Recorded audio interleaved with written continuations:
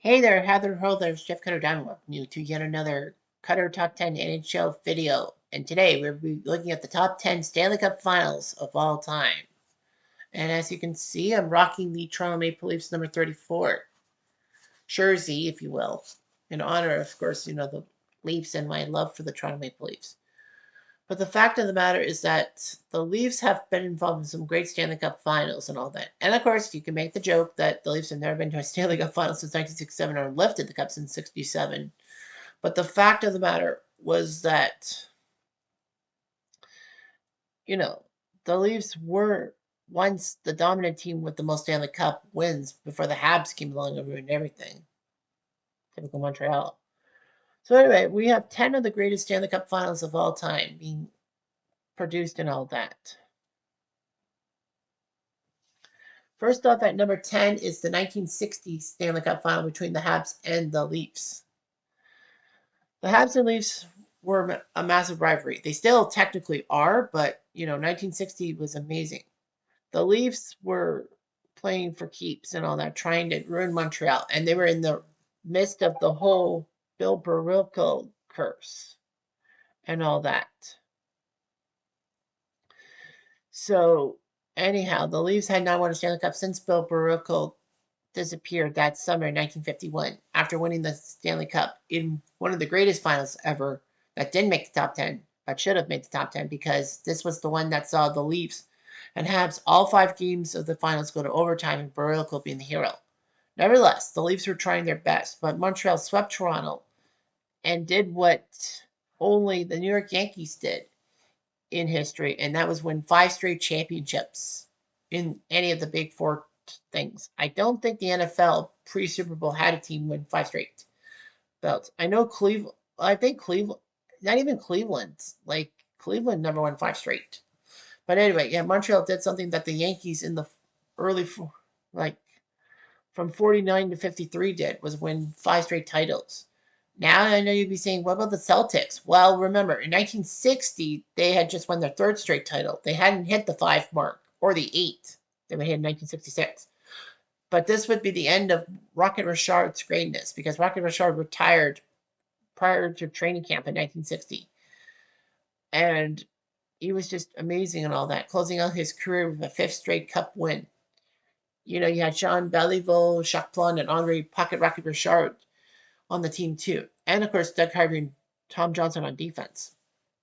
It was semblance. And then an era in Montreal history, but it didn't mean that was the end of the Cups in Montreal. Oh, no, no. Number 9 is the 2011 Stanley Cup final between the Boston Bruins and the Vancouver Canucks. The 2011 final was a clash of contrasting styles and cultures. Vancouver had a high-power offense. Boston had a physical defensive mindset. Boston nearly fell to Tampa in the conference finals, and the Canucks nearly became a massive victim of circumstances in the first round against the Blackhawks, the defending Stanley Cup champs. Canucks won the first 3 games of that series, but the Blackhawks won the next 3 and almost reverse swept Vancouver, but thankfully Burrows scored.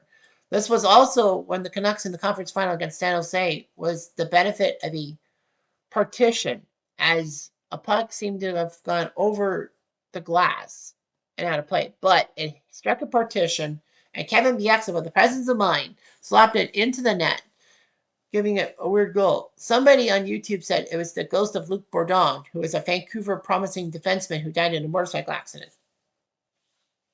But yeah, they've got the Canucks to face the Bruins in the Stanley Cup Finals, and Game 1 was amazing. Canucks, 14 seconds left, they scored the only goal of the game. Game 2, Alex Burrows circled around the net, beating Tim Thomas in overtime in like 11 seconds, and the Canucks were halfway to a Stanley Cup and breaking the Canada curse. No Stanley Cups in Canada since 1993. So the 2011 final went to Boston. Unfortunately, Aaron Rome got a massive penalty on Nathan Horton and was booted for the rest of the series, and it sparked something in Boston. Canucks did win Game 5 on home turf and looked like they were going to win, but they couldn't win in Boston. Luongo looked crappy in the 3 games in Boston. However, Vancouver did have the advantage of winning the President's Trophy, being the top team in the regular season, and that helped them win the chance to host Game 7. Unfortunately, Tim Thomas came out of freaking nowhere. Like, Tim Thomas's career was massive. He was a no-name NHLer for many years. And heck, he even struggled in Europe. But somehow he pulled it out of the hat. And the Bruins won Game 7, and he was named the Conn Smythe Trophy winner for MVP of the playoffs. Boston beat Vancouver, finally ending a 39-year drought.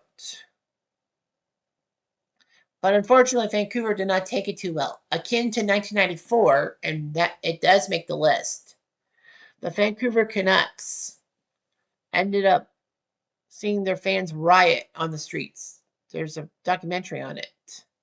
I came to see the riot.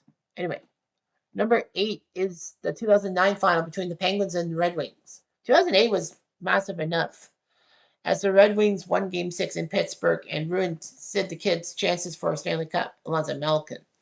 But in 2009, the teams would rematch. It was youth versus experience. Detroit had the experience of Nick Lidstrom and Pavel Datsyuk, among others. Pittsburgh had Crosby, Malkin, and a few other players. The crazy thing was that Pittsburgh had Marian Hossa, but then he decided to play for the Detroit Red Wings. And ironically enough, Hossa had to face his former team. It was a seesaw affair, went to Game 7 in Detroit, but Game 7 usually sees guys in the Stanley Cup Finals come out of freaking nowhere. Akin to 2004 when Ruslan Fedotenko scored 2 goals in Game 7. Max Talbot, of all people, scored 2 goals. And Marc-Andre Fleury made a key save in the last seconds to preserve the 2-1 win. Crosby finally got the Stanley Cup. He so won it. And Pittsburgh got a title that they could raise to the rafters. And of course, poor Marian Hossa. That was the second straight year he went to the final and he didn't win the cup. Ironically enough, Hossa would actually move to the Chicago Blackhawks at the end of the 2009 season. But this time, Hossa stayed in Chicago much longer than he would. And he did win the Stanley Cup for them. So there was a happy ending to Marian Hossa's story. Number 7 is the 1986 final between the Montreal Canadiens and Calgary Flames. 89 could have easily been on here, but 86 was big because it was introducing the world to a new generation of hockey stars. Montreal was riding the hot hand of one Patrick Roy as a rookie. Roy only played 45 games for the 85-86 Habs. He came out of nowhere to be their star goalie, replacing Doug Soutart and Steve Penny. But Patrick Roy was amazing and all that. So at 20 years old, he had the presence of mind to help Montreal win the conference finals. Well, Montreal took care of their old rival Boston in the first round, and then a tough 7-game series against the Hartford Whalers, in which they needed a Claude Lemieux overtime goal to sink the whale. They took care of the New York Rangers, who peppered Roy in Game 3 of the conference finals with many shots in overtime, but it didn't work out. And on the one shot Montreal got in that period, Claude Lemieux put it in the net, and the Habs won that game and went on to win the conference finals. Calgary, on the other hand, had Mike Ferdinand, also a star goalie, a future star goalie. And Calgary was in the 86 final on luck because Edmonton had dominated both 84 and 85 and were looking to three-peat. And they would have if it hadn't been for Steve Smith's errant pass across the crease that banked off Grant Fuhr's skate in the last few minutes of Game 7 in the division finals against Calgary. Calgary would go on to take care of St. Louis in the conference finals, despite the fact St. Louis used the Monday Night Miracle, the NHL version, to force a Game 7 in that series, but Calgary won. Calgary and Montreal battled it out. Waugh had an otherworldly performance, won the Conn Smythe Trophy for MVP at 20 years old. There was standout play by Claude Lemieux and Brian Screwlin, who put up an overtime goal in Game 2 after 9 seconds. And the presence of mind of Mike McPhee to fake the shot and throw Ferdinand off and then pass it to Screwlin to score in 9 seconds. It was just amazing what the Habs could have done. And they won Game 5. It was passing the torch, and finally Montreal got a cup after 7 years away from it. Good gravy. But yeah, Patrick Roy is my idol. Number 6 is the 1964 final between the Leafs and Red Wings. I know it seems bad, but the Leafs and Red Wings, it was drama and tension and all that. The Leafs were looking to three-peat, and they looked sluggish in mid-season. And then they pulled off one of the massive trades of all time in the 60s when they picked up Andy Bathgate and Don McKinney from the Rangers for Dick Duff and a few other players. But that was a massive move. Oh yeah. Who else was it? There was a guy. Bob Nevin went from the Leafs to the Rangers. But anyway, the Leafs used Andy Bathgate's experience to help him out and the scoring prowess, and they did that in fine fashion, getting to the final against Detroit, who still had Hal. They still had Delvecchio. They had a few other star players. Toronto was in for it. In Game 6, the Red Wings looked decent to win the Stanley Cup.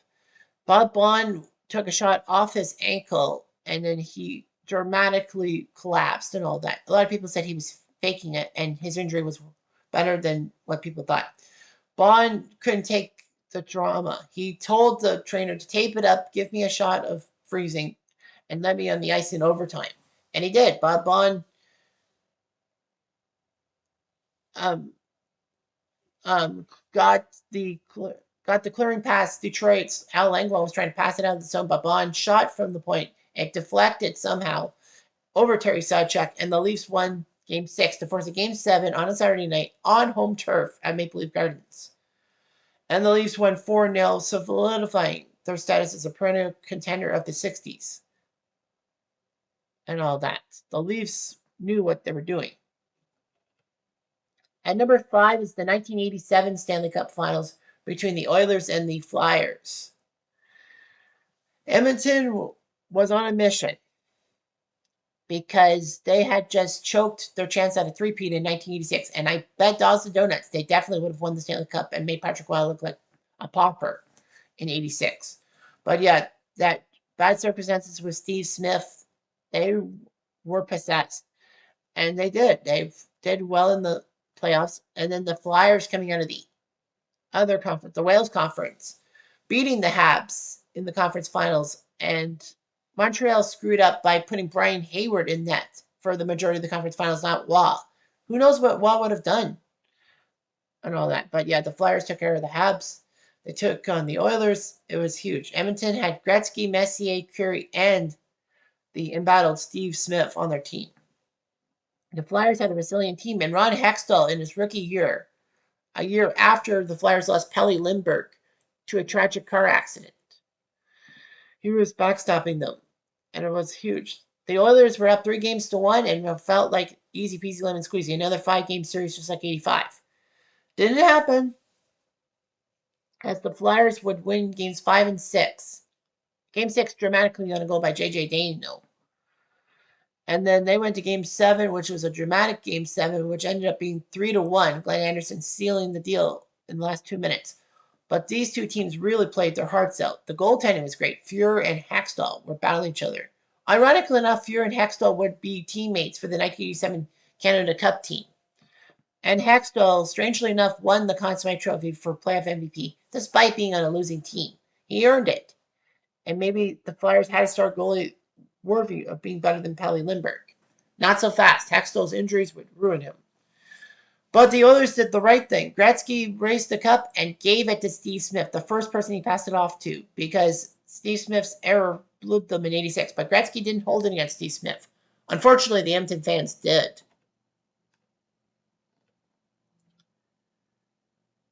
Number 4 is the 1967 Stanley Cup Finals between the Leafs and the Habs. The Leafs were still pressing around in the 1960s, and so were the Habs. Habs won the 65 and 66 Stanley Cups, and were looking for a three-peat akin to the Leafs of 62, 63, 64. The Leafs were in for it because the Chicago Blackhawks were the best team in the NHL, and it looked good for the Blackhawks to ruin the Leafs and all that. They had Stan Mikita and Bobby Hull slapping pucks into the net, of course, using the cursed sticks.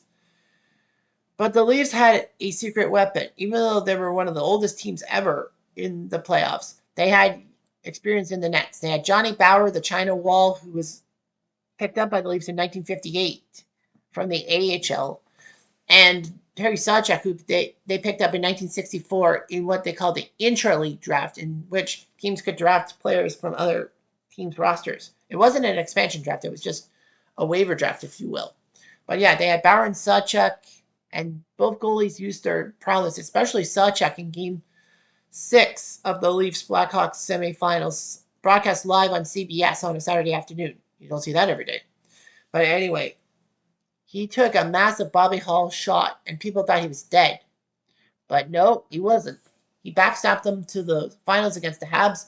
It was huge. Montreal decided to go with Rogie Vachon in the nets for the series starter. And Conn Smythe famously said that Montreal had a junior B goalie. But Rogie did quite well. And Montreal got a split against the Leafs in the first two games. Game 3 saw a double overtime goal by Bob Pulford. The Leafs pulled away, and then Gump Worsley had to come in the net for Montreal to try to stop the Leafs, but the Leafs won famously May 2nd, 1967, 3-1. Remember the date.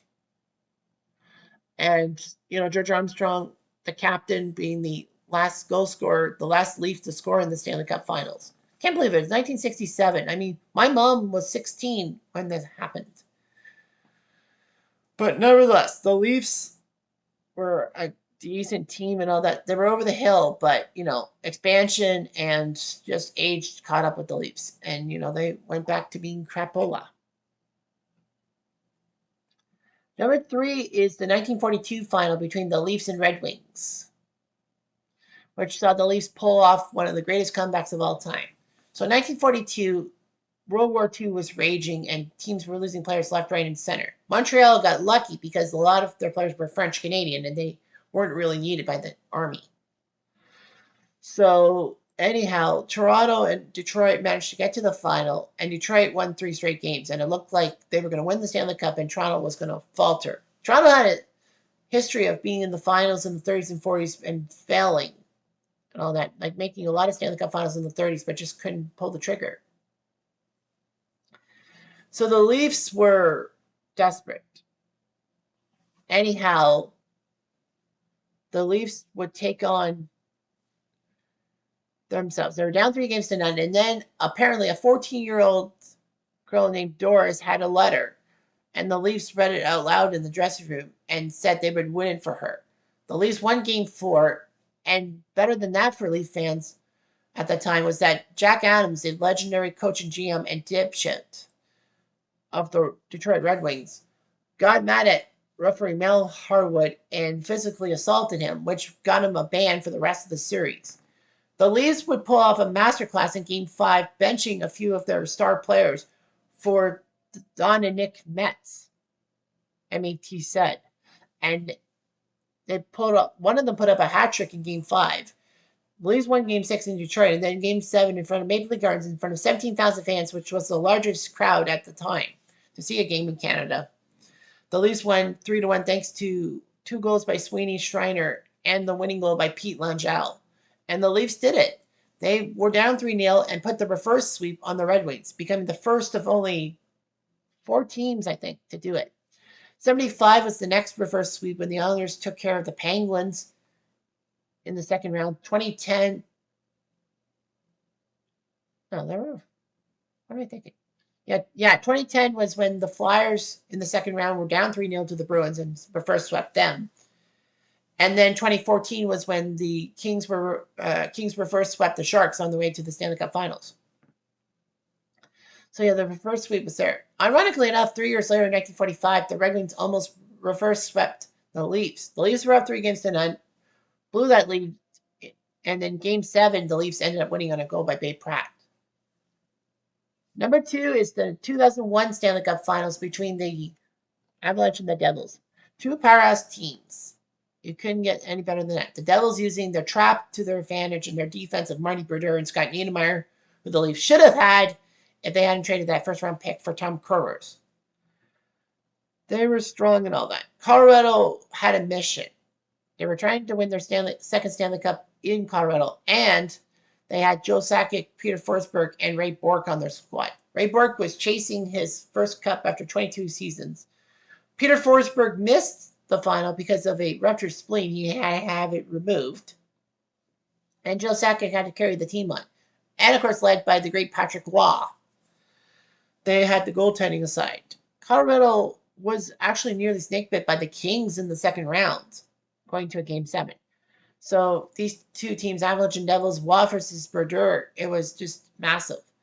It went to game 7. The Avalanche won game 6 to force a game 7 on a Saturday night in 2001, June 9th, I think it was, on ABC and CBC, and it was amazing. Everyone wanted Colorado to win the Stanley Cup except for Devils fans because, Ray Bourque would finally win the Stanley Cup.